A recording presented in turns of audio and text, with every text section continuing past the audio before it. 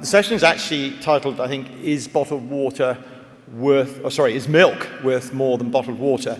I've slightly skewed that on what I've put there, and I kind of perhaps, without trying to explain why here now, maybe as I run through these few slides, you might see what I'm getting at. So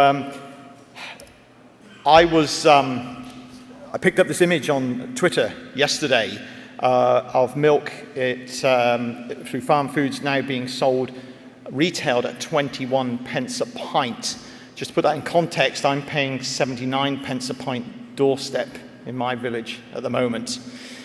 So I think I'm going to start taking something from the drinks industry and start asking people to drink responsibly, because I think this is one of the major problems we have right now. We need people making some responsible food choices for their own good, as much as for the good of us, the farmers, and the cows that we keep. So I'm going to talk to you a little bit about the markets for both milk and bottled water. So first of all, looking at the white stuff, I took these figures from Dairy Co. In 2013, the UK liquid milk market was 5.25 billion litres of milk. That grew in the last 12 months by another 131 million litres.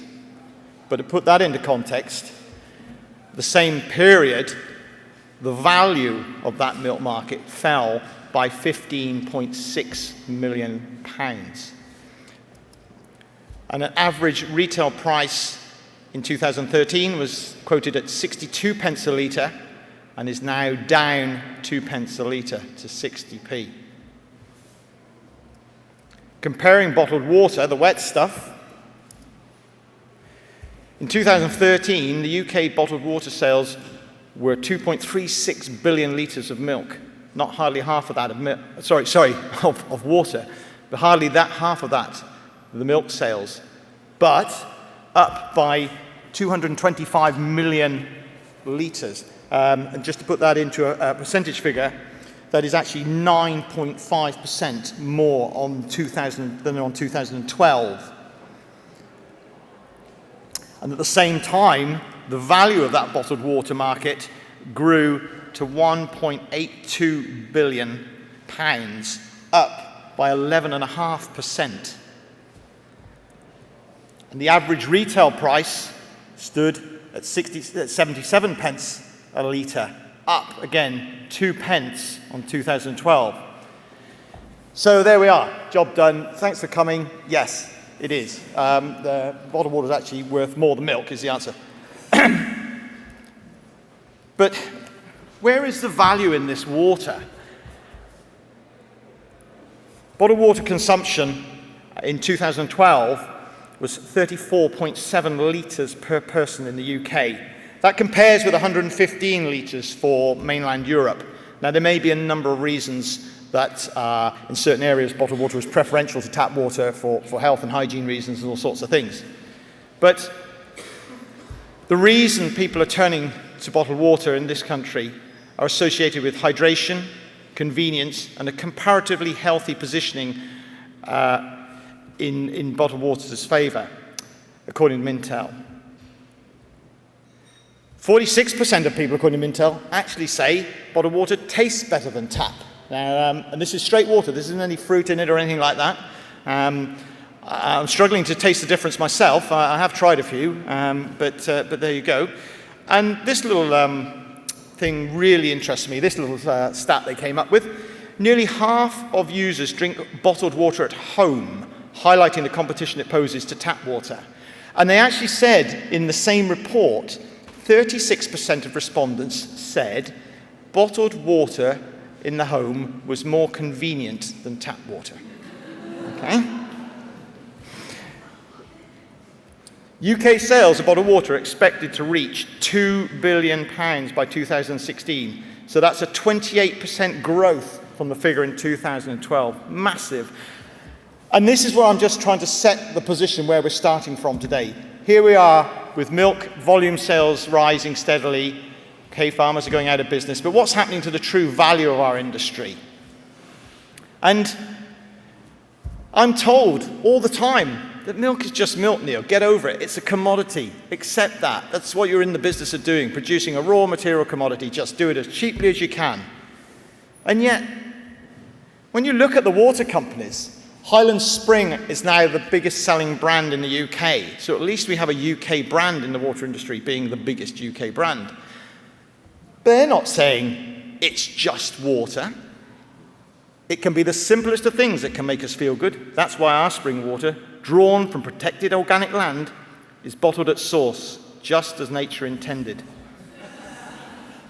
And if you turn to the lovely people at Evian, they say, on its 15-year journey, nothing about freshness in here, no.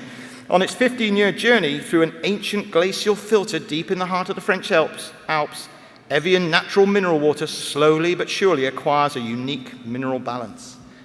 And finally, the lovely people at Volvic say, Volvic travels through hundreds of meters of volcanic material.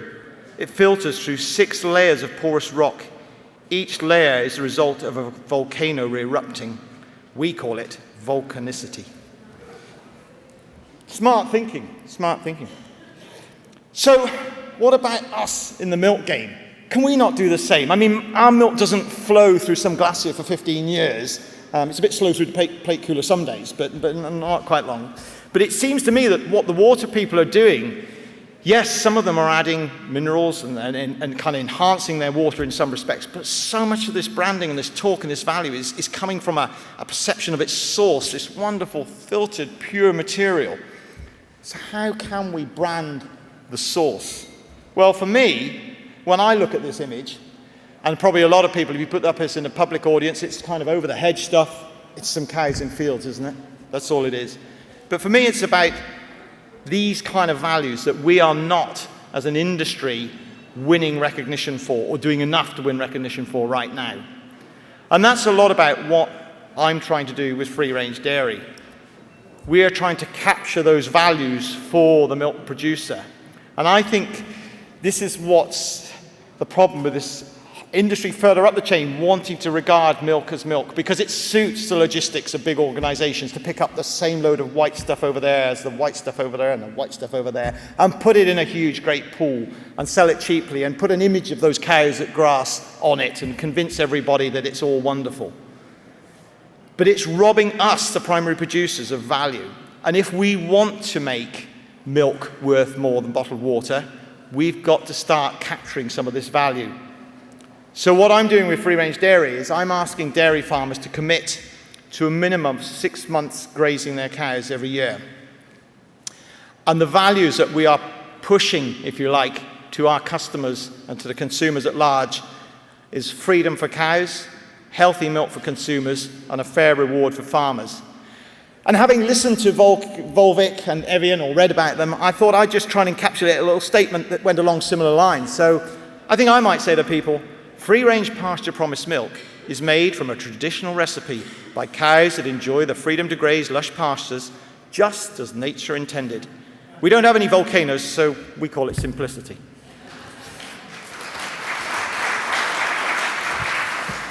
Thank you for that. That was my creative bit. I would also like to give a very big nod to the fact that free-range dairy is not the only way that one might sort of capture value in the milk. And I know PFLA are working hard right now to look at opportunities for pasture milk. And as is said here, like beef raised wholly on pasture, the evidence suggests milk raised wholly on pasture has distinct nutritional benefits. And I think these things are some of the things we really want to start exploring.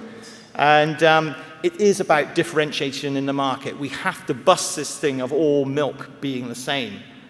So just to conclude, water is not just water anymore. There are clearly defined values in bottled water. Adding value at the farm gate can come, I believe, in the same way from defining our farming system. And consumer research tells us again and again that people value local, freshness, good care of cows, and an assurance that producers receive a fair reward. And we've actually, at Free Range Dairy, have just got in some independent consumer research that we'll be sharing with farmers at some meetings in the next couple of weeks.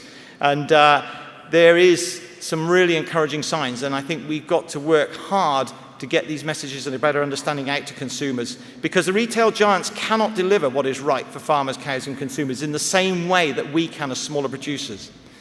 And so when we come to discussing things in a minute, I want to start thinking about things like, can microdairies actually bring about a revolution in British dairy farming? But that's my time up, so I'm going to hand on to Hugh, and thank you very much.